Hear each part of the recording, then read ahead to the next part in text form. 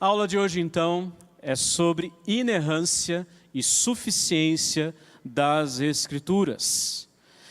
Pode parecer um tema óbvio. Você pode nunca ter parado para pensar sobre isso, ou ter achado uma questão assim, até sem necessidade, mas pode ser que amanhã você seja desafiado, questionado, perguntado sobre algumas partes da Bíblia que parecem estar em contradição com outras partes. E aí você precisa ter a explicação, ter a resposta e saber como dar uma boa resposta, um bom argumento e também ter o conhecimento para você. Então a aula de hoje fica bem pertinho do cânon. Eu fiz força para não entrar no cânon porque é um tema da semana que vem. Como que foram escolhidos os 66 livros, por que eles fazem parte, tudo que aconteceu em torno disso. Eu convido você para ler comigo o primeiro versículo para nós iniciarmos a nossa conversa de hoje. É uma só voz, vamos lá?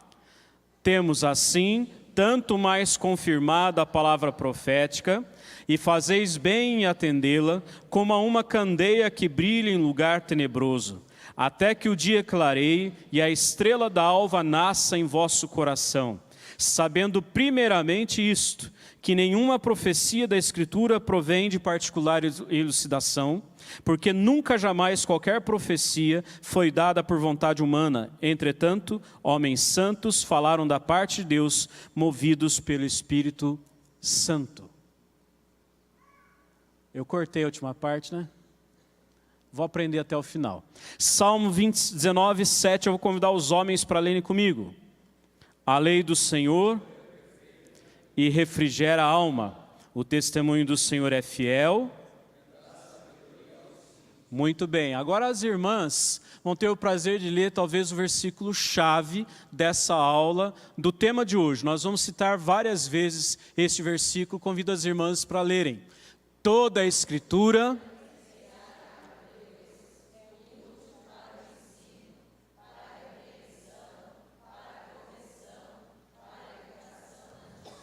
até aí. Toda a Escritura é inspirada por Deus, é isso que o apóstolo Paulo fala, e é nisso que nós cremos. Entretanto, existe quem pensa diferente. Existe uma linha teológica que pensa diferente, e nós estamos aqui exatamente para tirar essa dúvida. Se a Escritura é inspirada por Deus, será possível que exista algum erro na Escritura? Sobre a inerrância é o primeiro ponto. Nós vamos falar sobre inerrância e nós vamos falar também sobre o fato da Bíblia ser suficiente, de não precisar mais nada além da Bíblia. Ela é suficiente. Primeiro ponto sobre a inerrância. Qual é a base fundamental da religião cristã? O tema de hoje já explica. O nosso módulo já é a resposta para essa pergunta. Qual é a base fundamental da religião cristã? Você podia arriscar. Que resposta você daria? A Bíblia?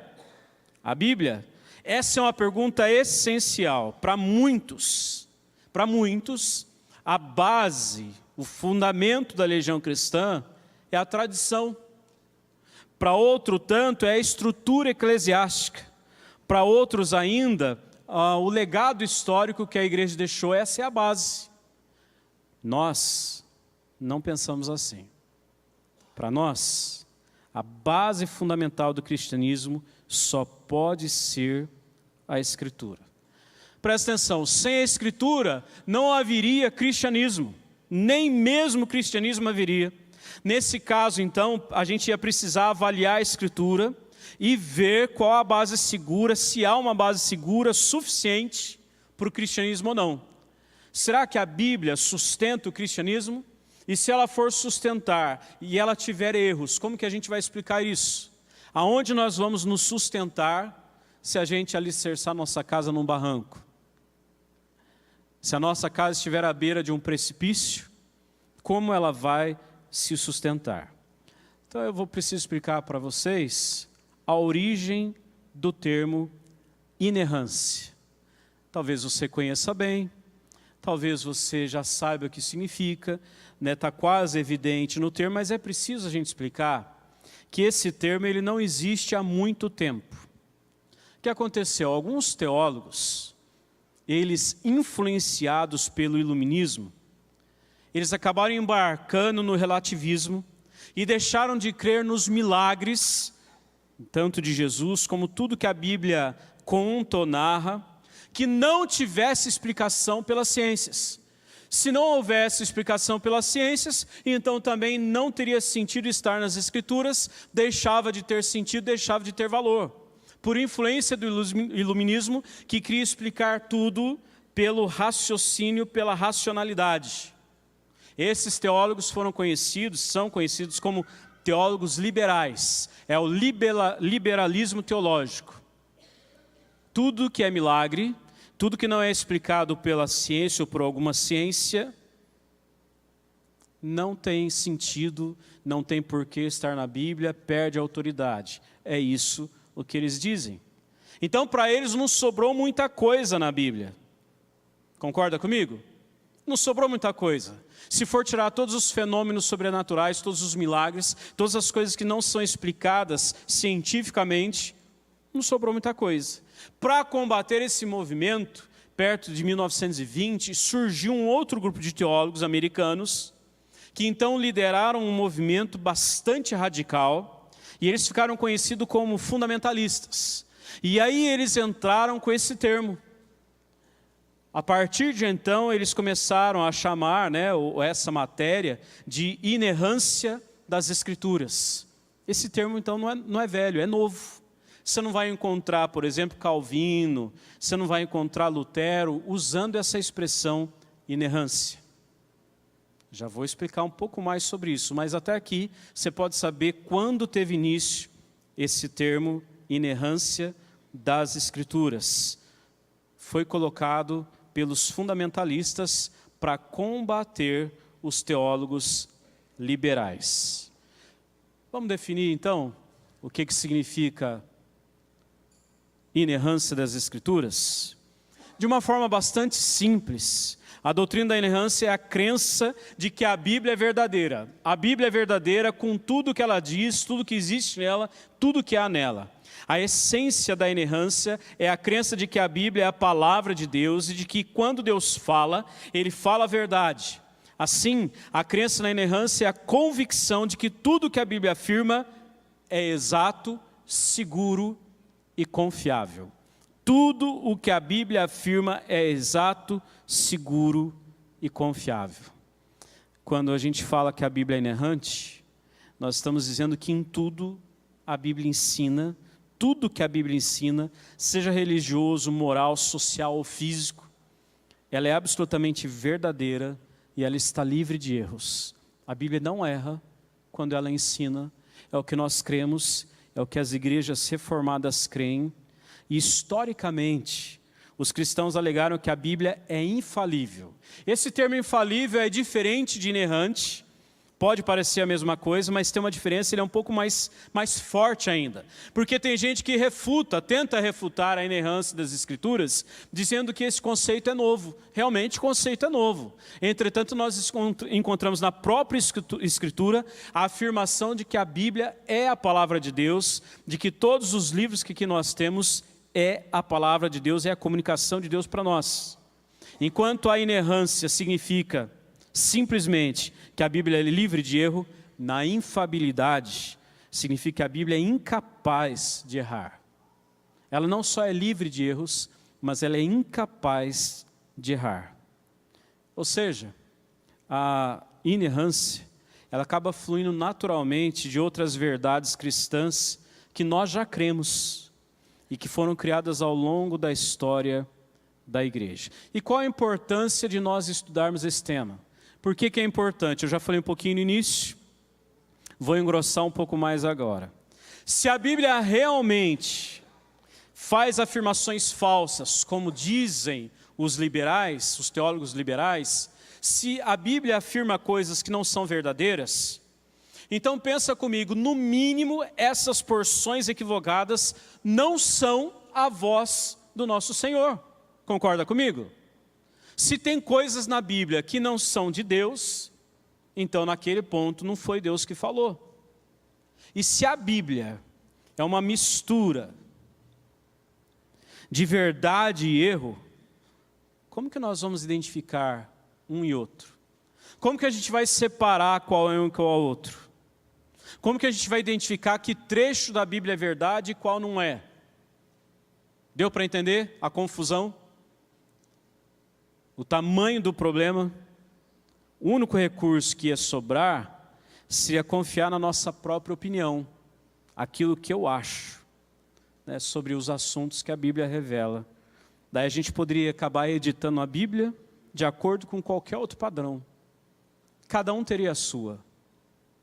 Cada um teria a sua própria Bíblia, as suas próprias verdades, como se fosse a palavra de Deus, mas na verdade sendo a sua palavra, a sua manipulação. Você está acompanhando o raciocínio?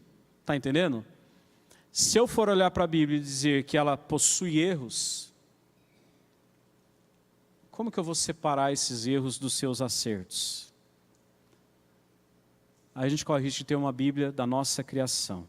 Se nós queremos, eu coloquei isso aí no esbocinho, se nós queremos e devemos proclamar com confiança a mensagem da Bíblia para esse mundo necessitado, a gente só pode fazer isso se nós estivermos convencidos de que essa mensagem é de fato verdadeira. Se eu tenho dúvidas de que a mensagem é verdadeira, eu não posso passar para frente. Mas se eu creio que a palavra de Deus é a mensagem verdadeira, é a palavra de Deus com tudo que ela tem e contém, tudo que ela é, então eu posso passar para frente. Por isso que a inerrância, ela prova ser uma questão prática para cada um de nós. Você vai ver mais para o final como toca em mim, toca em você, sobre a inerrância, como a gente corre o risco de abandonar esse princípio da inerrância por causa das nossas vontades. Todas as complexidades, os debates à parte, a inerrância oferece o fundamento do porquê nós podemos confiar e obedecer à palavra de Deus. Porque ela é uma rocha firme, segura, que os cristãos podem construir as suas vidas. Pode ser que a Bíblia não esgote todos os assuntos que aborda. Ela trata alguns assuntos que ela não esgota. Apenas passa, cita, aparece. Pode ser que ela não esgote tudo, mas tudo que a Bíblia aborda e ensina é verdade. Deu para entender? Tudo que a Bíblia ensina e tudo que ela aborda é verdade. Pode ser que ela não esteja tratando a fundo sobre algumas questões, mas tudo que ela diz é verdade. Alguns versículos para nós lermos, para dar um refresco aí e depois a gente continuar. Vamos ler juntos? A tua justiça é justiça eterna, e a tua lei é a própria verdade. Ainda no Salmo 119, 160. As tuas palavras são em tudo verdade, desde o princípio, e cada um dos teus justos juízos dura para sempre. Testemunho do Salmo 119, falando da verdade, da palavra de Deus como sendo verdade e imutável. Ainda mais um texto. Juntos?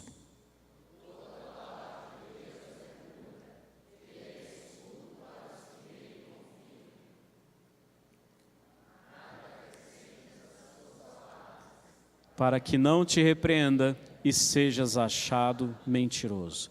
Nada acrescentes às suas palavras. Se é verdade que a Bíblia é a palavra de Deus, nós não podemos retirar nada, mas nós também não podemos acrescentar nada. Ela é inerrante e por causa disso não cabe mais nada, e por causa disso mesmo nós não podemos tirar mais nada. Mateus 5, versículos 17 a 20. Não penseis que vim revogar a lei ou os profetas. Não vim revogar, vim para cumprir. Porque em verdade vos digo, juntos, até que o céu e a terra passem, nem um i ou um tio jamais passará da lei, até que tudo se cumpra. Nada vai passar. Mais um texto. Santificai-vos na verdade, a tua palavra é a verdade. É o que Jesus diz na oração sacerdotal para nós. Por fim, um último trecho para nós. João 10, 34 e 35. Diz assim, eu vou ler. Replicou-lhe Jesus, não está escrito na vossa lei, eu disse, sois deuses? Se ele chamou deuses àqueles a quem foi dirigida a palavra de Deus, e a Escritura não pode falhar, então daquele a quem o Pai santificou e enviou ao mundo, dizeis, tu blasfemas, porque declarei, sou filho de Deus? O que eu quero destacar aqui? Está lá no versículo, eu deixei em itálico, versículo 35. A quem foi dirigida e a Escritura não pode falhar. A palavra de Deus é a Escritura é a palavra de Deus. É Jesus quem afirma isso. A própria Escritura é a palavra de Deus e ela não falha. O próprio Senhor Jesus dá testemunho da palavra de Deus. Eu separei aqui uma citação importante para nós lermos que vai ajudar a gente a compreender melhor esse tema. O pastor Leandro Lima, ele diz assim, há duas formas de se fazer teologia. Depende de como se aborda a Escritura. Teologia necessariamente precisa ser teologia da Bíblia. Porém, há duas formas de se aproximar da Escritura. A primeira, com o pressuposto da fé. A segunda, com o pressuposto da dúvida. As duas formas têm sido adotadas ao longo da história. Quem se aproxima com o pressuposto da fé, entende que a Escritura é inspirada, infalível e inerrante em tudo o que ensina. A Escritura é inspirada, infalível e inerrante em tudo que ensina. Quem se aproxima da Escritura a partir da dúvida, pode ser que continue carregando a dúvida para sempre. Quem se aproxima da Escritura a partir da fé, vai encontrar a resposta, vai descobrir que ela é inspirada, infalível e inerrante. Paulo Anglada, ele também tem um parágrafo muito interessante que eu quero ler com você. Tudo que o homem precisa crer e o que Deus requer dele, a fim de que venha a ser salvo, viva, sirva e adore a Deus, é revelado na Bíblia ou pode ser logicamente inferido dela. Isso não quer dizer, no entanto, que a Bíblia fornece todos os detalhes a respeito do que devemos crer ou fazer, mas sim que as Escrituras contêm todos os princípios, ensinos gerais e exemplos dos quais podemos deduzir tudo que necessitamos conhecer para viver uma vida agradável a Deus. Tudo que eu preciso saber para ser salvo, tudo que eu preciso saber para viver uma vida que agrada a Deus, está nas Escrituras. As Escrituras contêm, eu não preciso de nada além das Escrituras. Tranquilo até aqui? Fácil, sem dúvidas, deu para pegar, você fala assim, isso eu sempre criei, sempre pensei isso daí. Tem um grupo de gente que pensa que a inerrância da Bíblia, ela é limitada. Limitado, o que isso significa? É uma versão melhorada dos teólogos liberais, da teologia liberal. Um pouco melhorada, mas ainda assim com uma grande falha. Por quê? Porque para esses, essa inspiração é parcial.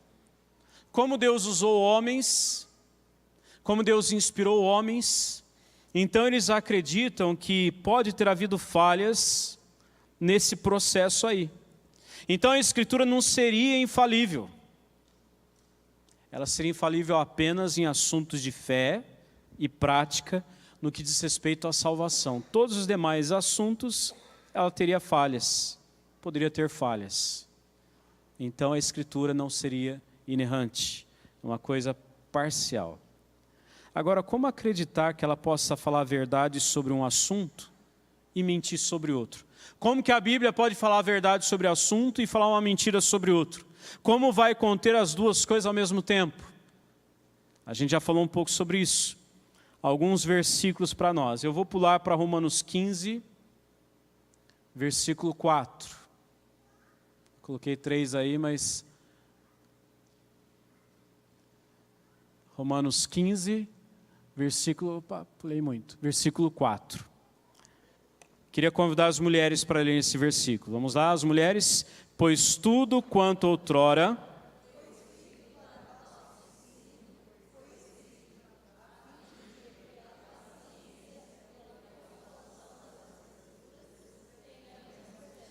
Muito bem. Pela paciência e consolação das Escrituras tenhamos esperança. Tudo que foi escrito para o nosso ensino. O apóstolo Paulo está dizendo, reafirmando a autoridade das Escrituras, a inerrância das Escrituras, como elas são verdadeiras, dizendo tudo que foi escrito com um propósito, tem um porquê, não foi escrito à toa, não está registrado aqui à toa.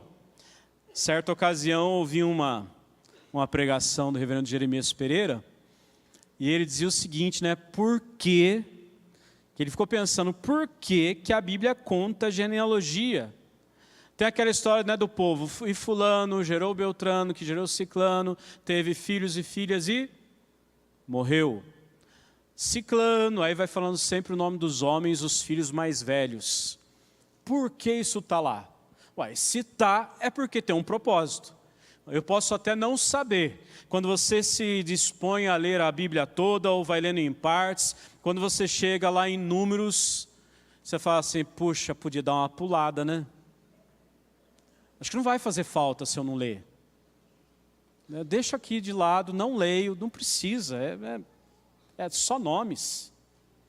É só nome e número. Você acha isso? Já pensou?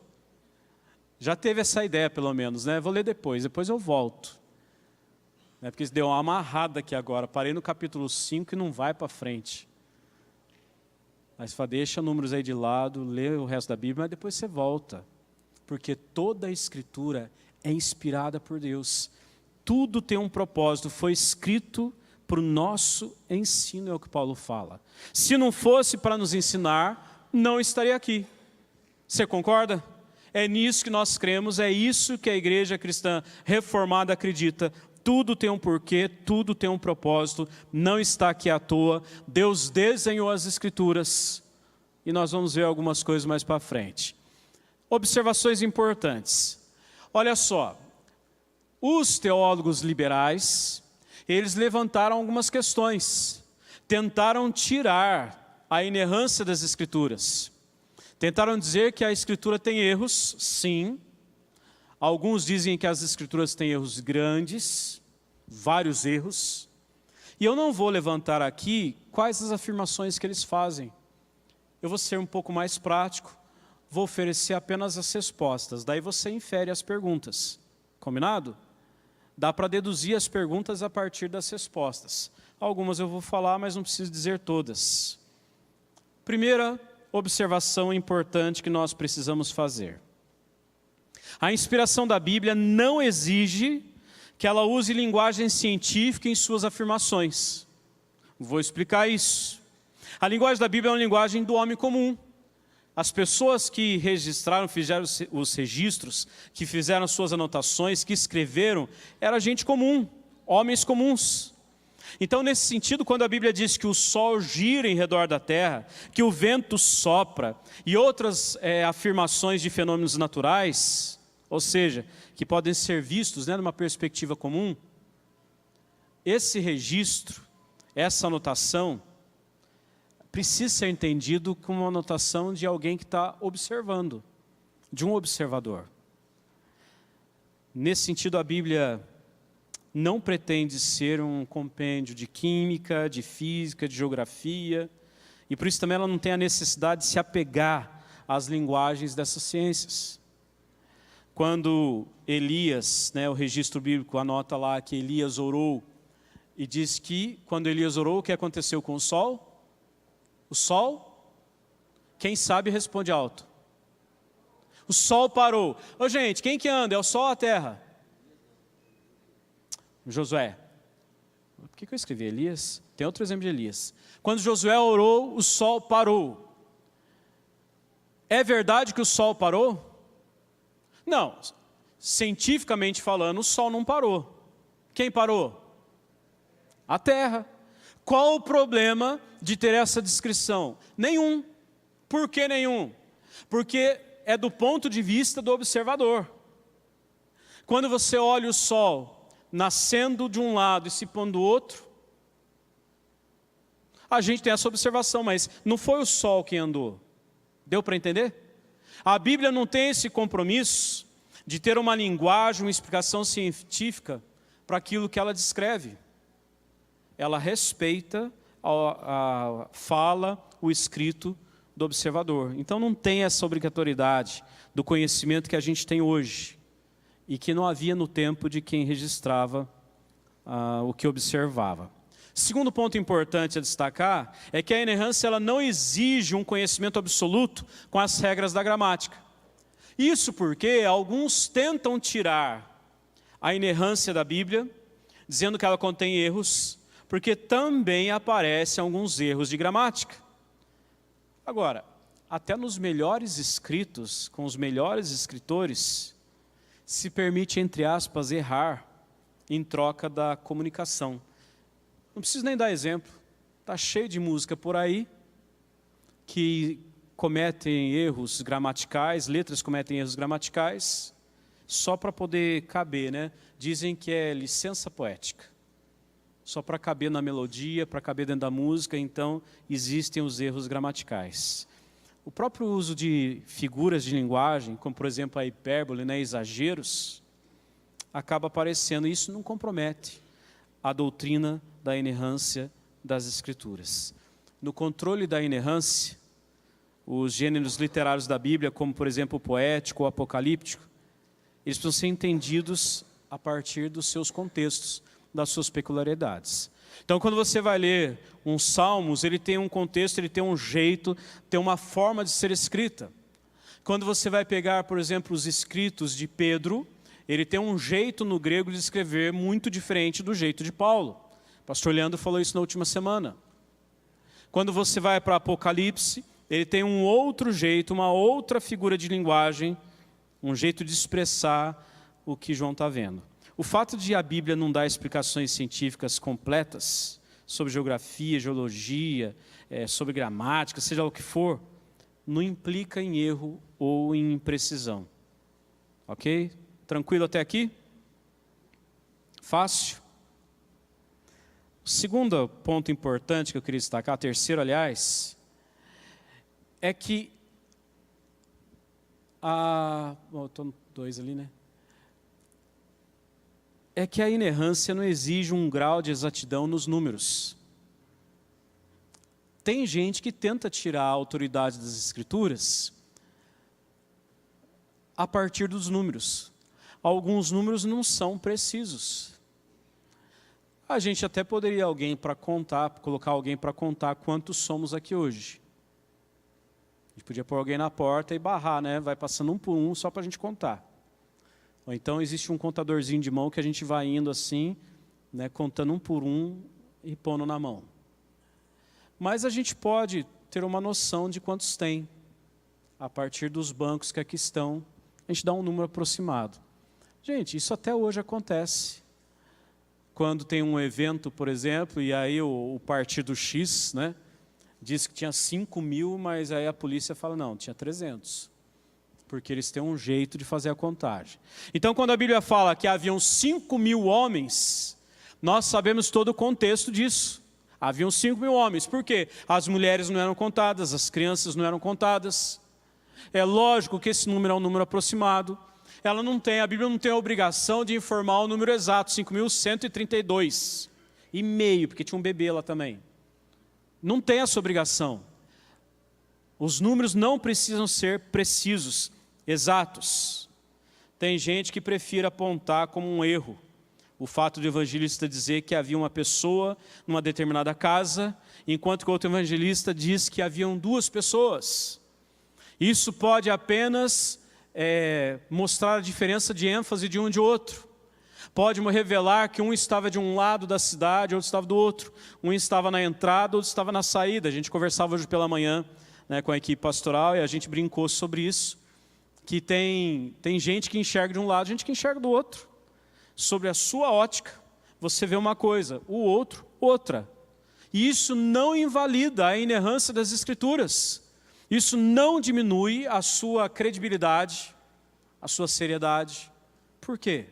Pelo que nós vimos na semana passada. Quando Deus inspira um autor, o evangelista, ele faz questão que se registre da observação de cada um, sem prejuízo. Se era um cego ou 2 cegos, não significa que havia apenas um e no outro lado dois. O que está acontecendo? Tem um erro aqui? Não. Um quis relatar a experiência de um apenas. Não é verdade? Se eu quiser registrar o depoimento de um de vocês hoje nas minhas anotações, vai ficar anotado o depoimento de um de vocês. Não significa que os demais não vieram. Deu para entender? Mas eu quis destacar o depoimento de um. Simples assim, não é complexo. Existem algumas aparentes divergências, e aí os teólogos liberais tentam pegar essas divergências de aparência para justificar o descrédito da Bíblia. Para nós, são apenas aparentes divergências. Todas elas um dia terão resposta. Algumas já tiveram com a arqueologia. A arqueologia já trouxe a resposta, que muita gente tentava dizer que, está errado, a Bíblia registrou errado, esse evangelista não falou uma coisa, esse falou outra. A arqueologia foi descobrindo coisas. Com o passar do tempo, nós vamos descobrir algumas coisas. Deus vai trazer à tona para nós, se Ele quiser trazer ou não. Isso não muda a inerrância das Escrituras. Quarto e último desse tópico, a gente precisa entender que a inerrância se refere apenas aos autógrafos. E aqui é uma coisa extremamente importante. Talvez o ponto mais importante desse trecho da nossa aula. O que são os autógrafos? Você pode ler comigo aí? São os escritos. De novo, são os escritos originais, aqueles que saíram da pena dos escritores. É importante saber isso. A igreja cristã reformada, ela diz que a Bíblia é inerrante, e essa inerrância se refere aos textos originais. Deve ter vindo alguma pergunta na sua mente nessa hora. E é bom que venha. E é bom que venha para você poder buscar a resposta, encontrar a resposta.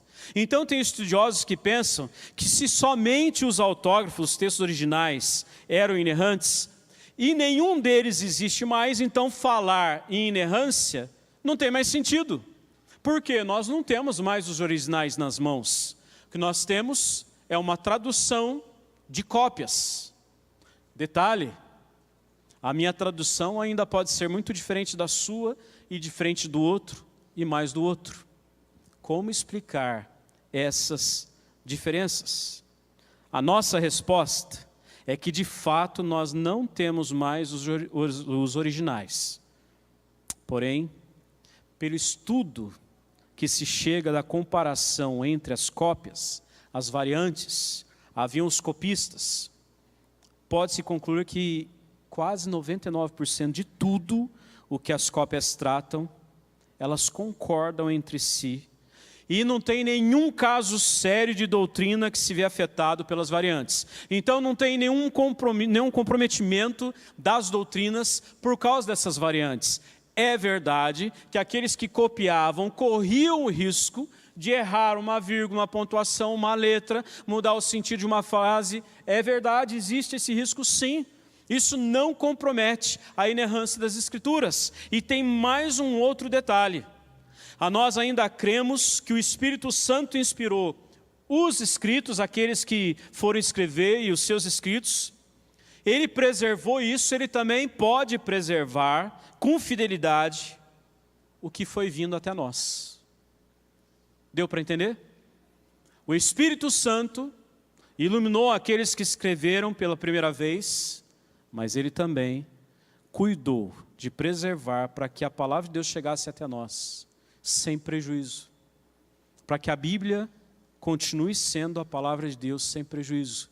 Que ela revele para nós tudo o que nós precisamos para a nossa salvação e para viver uma vida santa no modelo de Jesus. Tudo está aqui. Tudo que nós precisamos saber sobre a criação e sobre a manutenção do universo continua registrado aqui. Então, apesar do esforço de muitos para tentar desaprovar a Bíblia, para tentar apontar erros na Bíblia, para nós é muito tranquilo. Você precisa saber disso. Os originais não existem mais. Existem cópias, inclusive em museus. Não tem problema. Não tem problema. Deus foi fazendo isso andar, caminhar, e na semana que vem, quando a gente for estudar sobre o cânon, nós vamos ver um pouquinho sobre isso, como isso chegou até nós hoje. Segundo ponto grande da nossa aula de hoje é sobre a suficiência das Escrituras. Primeiro é a inerrância, a Bíblia não erra, nós cremos que ela não erra, nós cremos que ela é infalível. Por conseguinte, nós precisamos afirmar que ela é suficiente. Ela não erra, ela é infalível, mas ela também é suficiente. Nós não precisamos de mais nada além das Escrituras.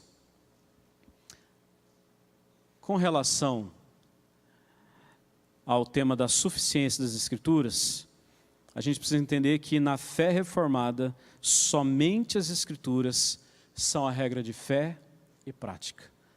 Um dos tópicos da reforma é somente a Escritura. Só a Escritura. Só ela, mais nada. Não tem outra fonte que o cristão possa achar orientações infalíveis para a sua vida. É só aqui. A tradição, embora considerada na teologia, a teologia leva em conta a tradição sim, mas ela não pode ser comparada com a Escritura. Uma pergunta que normalmente surge quando se pensa em suficiência das Escrituras é: ainda há revelação divina hoje? Ainda há revelação divina hoje? Nós cremos que não há mais revelações de Deus em pé de igualdade com a Bíblia. Hoje não existe novas revelações que precisam ser agregadas à palavra de Deus. Não tem mais isso. Não há o que ser revelado para incluir nas Escrituras. Entretanto, precisa ser dito que a revelação de Deus continua hoje. Deus continua se revelando. Deus continua se apresentando. Deus continua se fazendo conhecer a homens e mulheres. Deus se revelou na criação e essa criação continua apontando para Deus. A providência, que é a continuação da criação, ou seja, a maneira como Ele dirige a história e o mundo, também acaba revelando a Deus. Deus, Ele providencia tudo que nós precisamos e Deus ajusta todas as coisas no universo e isto revela quem Ele é. O primeiro hino, o hino que nós cantamos hoje, diz: Tuas obras te coroam. Tuas obras te coroam. Ou seja, tudo que Deus faz, tudo que Deus criou e que Ele continua fazendo, revelam quem Ele é, o seu poder, a sua majestade e a sua glória. Só que isso não significa que existe uma nova revelação de Deus que precisa ser acrescentado na Bíblia. Então é a mesma revelação desde o início, só que sempre sendo percebida de formas diferentes.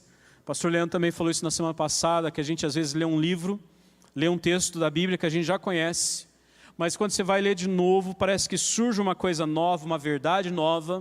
O pastor Jonas hoje pela manhã testemunhou, ele foi pregar no seminário ontem pela manhã, e ele disse: depois que vim embora, me veio mais uma outra coisa naquele texto, surgiu uma coisa diferente naquele texto, e é isso que a Bíblia faz com a gente. Essa revelação, ela não é nova. Deus continua se revelando, mas da mesma verdade, da mesma essência da sua palavra. Então veja bem, embora cada parte da Bíblia tenha sido escrita numa época diferente, em épocas diferentes, ela nunca esteve limitada ao tempo. Ela atinge todos os tempos, inclusive os tempos presentes que nós vemos e o tempo futuro. Deus se revelou no passado, mas a mensagem continua importante e significativa para as pessoas de hoje. Deus é o mesmo e a palavra dele também. Deus não muda e a sua palavra também não muda. A Bíblia nos revela isso. A mesma denúncia do pecado é o mesmo chamado ao arrependimento, dirigido para as pessoas ao mesmo tempo, da Bíblia e do presente. O chamado que vale para o passado, vale para o presente. A vida de santidade que vale no passado, vale também para o presente. Então, apesar de todo o progresso do mundo, as pessoas ainda são as mesmas, o pecado ainda é o mesmo, porque ele continua dominando a nossa sociedade. Nós dependemos da palavra. Da mesma forma, as necessidades são as mesmas, a solução também. eu já falei um pouquinho, mas vou falar um pouco mais sobre a tradição. Escrituras e tradição. Você acha que a tradição, ela tem o mesmo valor que as escrituras? Aquilo que a gente sempre fez, aquilo que a gente faz, as nossas práticas, tem o mesmo peso, estão em pé de igualdade com as escrituras? A resposta sua, pronta, e minha também, é que não.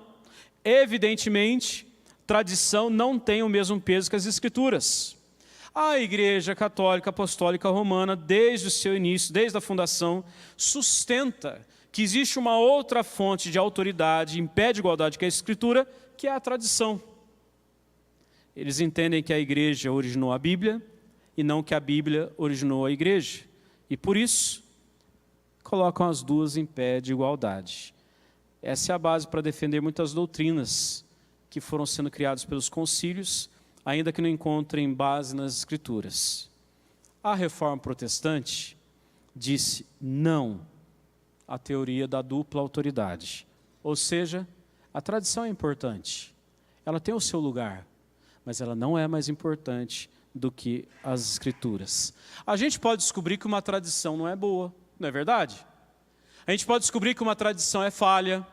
A gente pode descobrir que nós estabelecemos uma tradição a partir de um princípio equivocado. E aí, no pensamento reformado, a Escritura tem a primazia. Ela que é o nosso guia, ela quem dá a dica para nós, a direção para a nossa vida. Então, essa questão de outra fonte de autoridade continua sendo um problema nos dias de hoje. Mas não apenas para a Igreja Católica Romana, mas também para muitos evangélicos. Muitos evangélicos vivem à base de tradição. Exemplo: o meu avô era dessa igreja. O meu avô isso, meu avô aquilo. Eu sou da família tal. Preciso terminar o exemplo? Como se isso bastasse. Não sendo seguido a vida que a palavra nos ensina e exige de nós, filhos de Deus, servos de Cristo, discípulos do nosso Senhor, do pastor amado. Infelizmente está cheio de crente que não se aplica no conhecimento da Escritura e acaba pautando a sua vida no seu achismo, no seu achômetro, nas suas experiências. E para pior, ainda coloca a autoridade no Deus me falou. Deus me falou. E o Deus me falou muitas vezes tem peso maior do que as Escrituras. Por quê? Porque não conhece as Escrituras. Não conhece as Escrituras. Se eu disser para você, Deus me disse que Ele amou o mundo de tal maneira, aí você vai falar, isso aí está em João 3,16. É verdade, Deus me falou. Não te falou? Falou para nós. Talvez alguns não tenham a compreensão disso, mas Deus falou. Tem gente que para justificar a sua tradição, acaba indo para o achismo e vai para o Deus me falou. Pouco se importa com o que a Bíblia realmente diz. Aí vem Paulo e escreve o seguinte, 2 Timóteo 3, 16 e 17 nós já lemos, vamos ler agora os 2 versículos juntos, a uma só voz, vamos lá? Toda a Escritura é inspirada por Deus e útil para o ensino, para a repreensão, para a correção, para a educação na justiça, a fim de que o homem de Deus seja perfeito e perfeitamente habilitado para toda boa obra. Então, de acordo com esse texto, tudo que uma pessoa precisa para chegar ao nível espiritual máximo nessa vida, pode ser encontrado nas Escrituras, está nas Escrituras. Por isso, ela é suficiente. Não precisa de mais nada. Pela Escritura, nós temos intimidade com Deus, comunhão com o Espírito Santo e alimento para a nossa alma. É pela palavra. Tudo isso deve levar o crente para uma atitude de reverência com a Bíblia.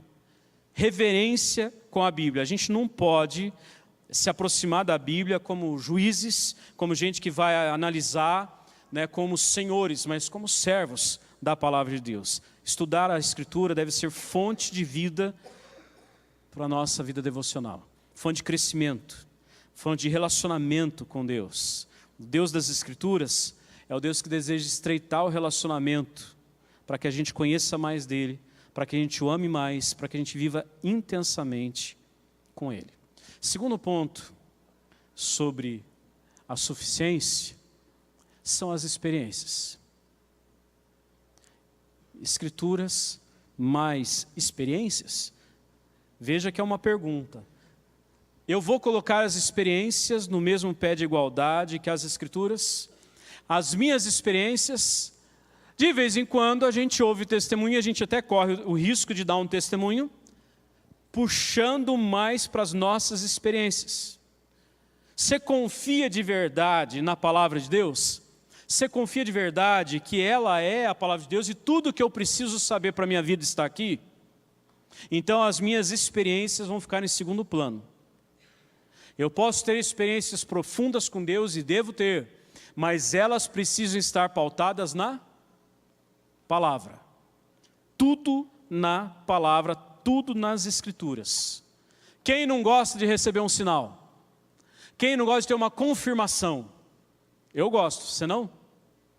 Só que esse negócio da gente buscar uma confirmação pode revelar que no fundo, a gente não acredita que a Bíblia seja o suficiente. A gente precisa de algo mais.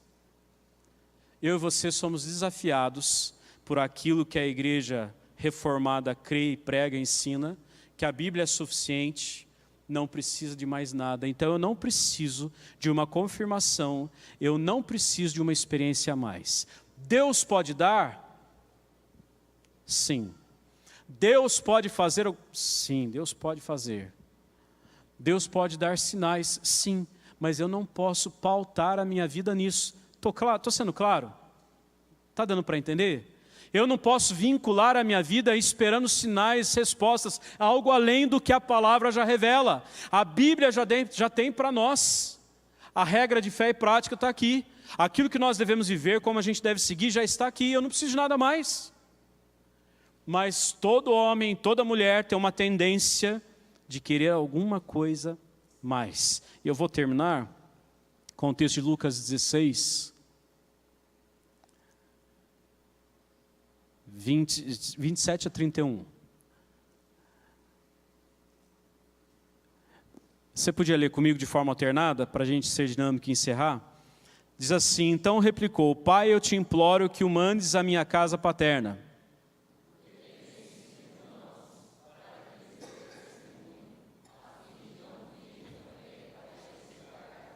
Respondeu Abraão, eles têm Moisés e os profetas, ouçam-nos.